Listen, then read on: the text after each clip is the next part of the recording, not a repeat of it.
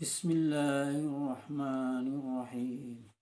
Assalamualaikum warahmatullahi wabarakatuh. Alhamdulillahi rabbil alamin.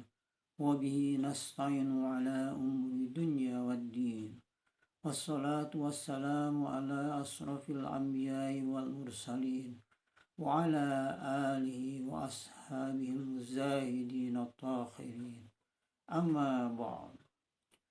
Subhanaka la ilma lana illa ma 'allamtana innaka antal alimul hakim. Rabbi shrah li sadri wa yassir li amri wahlul 'uqdatam min lisani yafqahu qawli.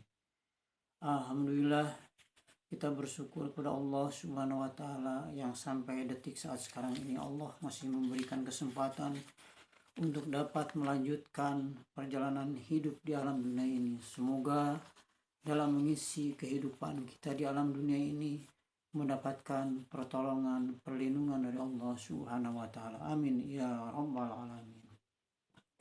Mudah-mudahan segala macam aktivitas yang telah kita perbuat selama dalam perjalanan hidup di alam dunia ini, ya Allah, berupa amal dan ibadah, diterima oleh Allah Subhanahu wa taala.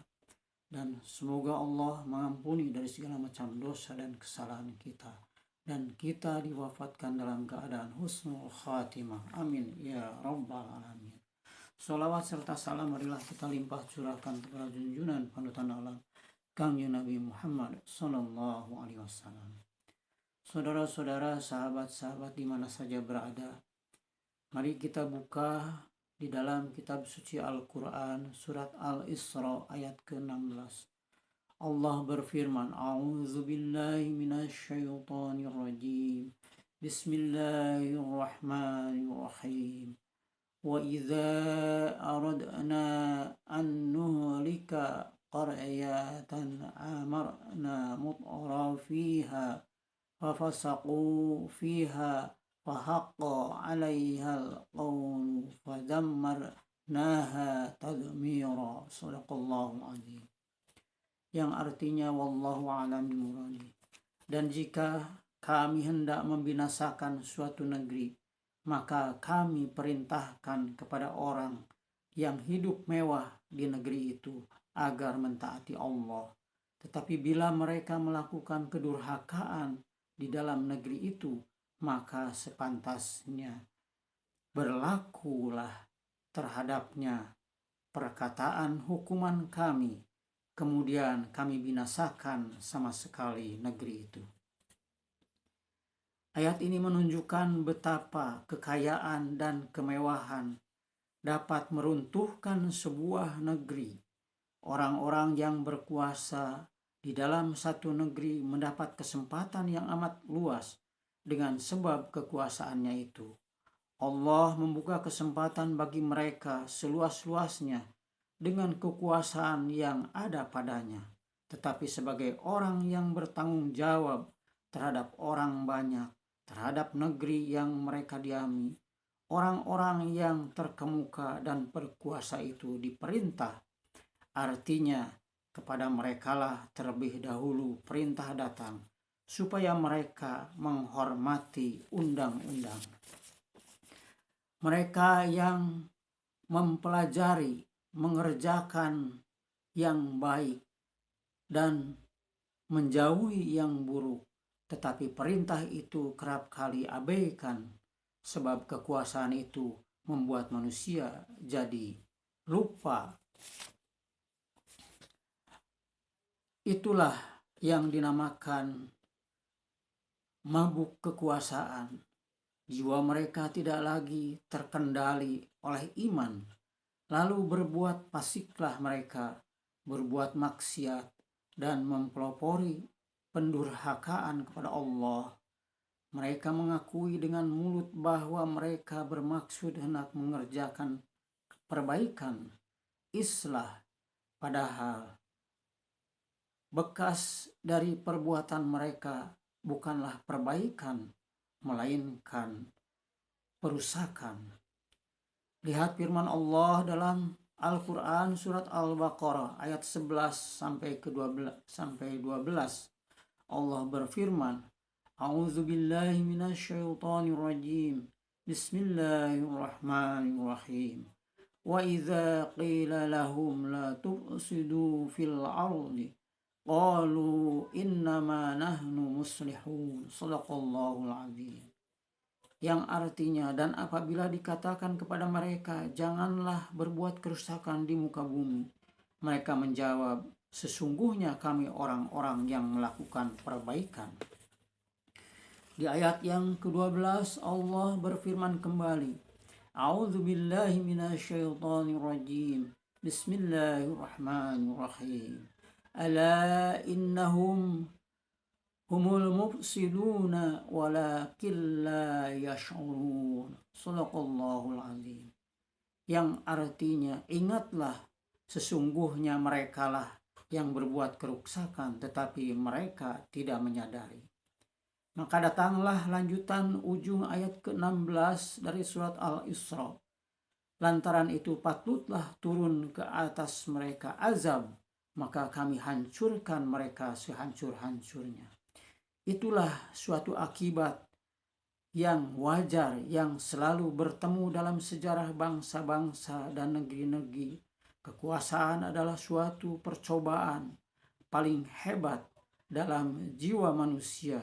Kalaulah tidak ada kontrol jiwa daripada yang diakui kekuasaannya lebih tinggi, tidak ada yang dapat menegur jika orang yang berkuasa berbuat semau-maunya. Dan apabila yang berkuasa telah berbuat semau-mau, lupa daratan atau gila kekuasaan, kehancuran akan mengancam negeri itu. Soalnya cuma soal waktu. Sejarah bangsa-bangsa yang terdahulu menunjukkan yang demikian itu, dan akan demikianlah seterusnya.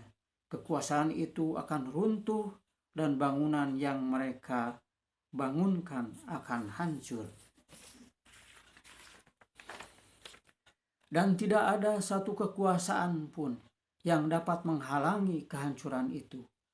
Mohon diingat kepada para penguasa di negeri ini atau kepada siapapun yang menguasai untuk menjadi pemimpin di negeri ini. Dari mulai pemimpin rumah tangga, suami memimpin istri dan anak-anaknya.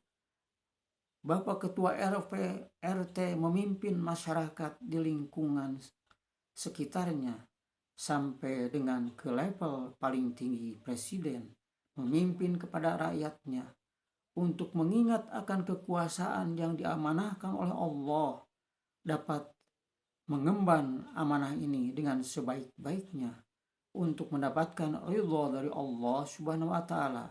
Karena kalau tidak mendapatkan ridho dari Allah dalam mengemban amanah sebagai pemimpin, maka tunggulah akan kehancurannya. Harus disadari bahwa jabatan apa saja sebagai pemimpin di negeri ini, Allah memberi batasan waktunya.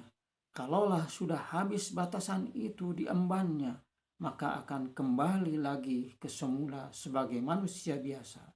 Di dalam Al-Quran surat Al-Imran ayat ke-26 Allah berfirman, A'udzu billahi minasyaitonir rajim. Bismillahirrahmanirrahim. Qulillahumma malikal mulki tu'til mulka man tasha'u wa tanzi'ul mulka mimman tasha'u. Katakanlah, wahai Muhammad, Tuhan pemilik semua kerajaan, kekuasaan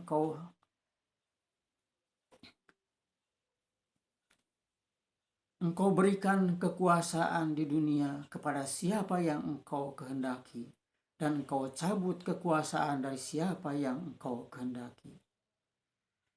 Dari firman Allah, surat Al-Imran ayat ke-26 ini, marilah kita jadikan untuk bahan renungan untuk seluruh pemimpin yang memimpin di negeri ini. Kalaulah para pemimpin di negeri ini yang menjadi pemimpinnya seorang muslim dan tahu akan firman Allah dalam surat Al-Imran ayat ke-26 ini, maka dijamin tidak akan sombong, tidak akan serakah, tidak akan melakukan korupsi, karena takut kepada Allah yang telah memberikan amanah kepadanya, yang sewaktu-waktu akan diambilnya kembali amanahnya itu sebagai pemimpin yang berkuasa sementara di alam dunia ini. Innaka ala kulli syai'in qadir.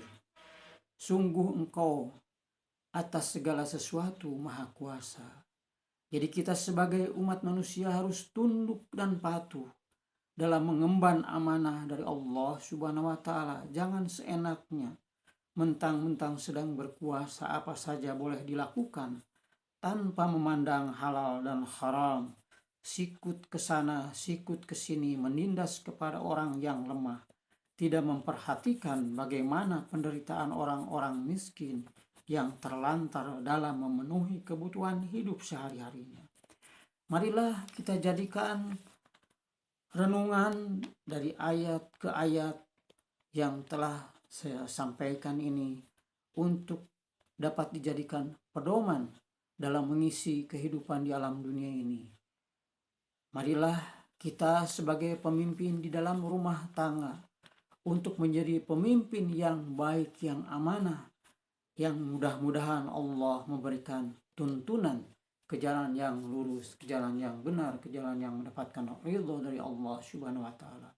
Sehingga setiap keluarga, suami menjadi pemimpin dalam rumah tangganya itu diberi kemampuan untuk mendidik anak istri keturunan ahli warisnya, menjadikan keturunan yang soleh-solehah, yang beriman dan bertakwa, sebenarnya takwa kepada Allah Subhanahu wa taala.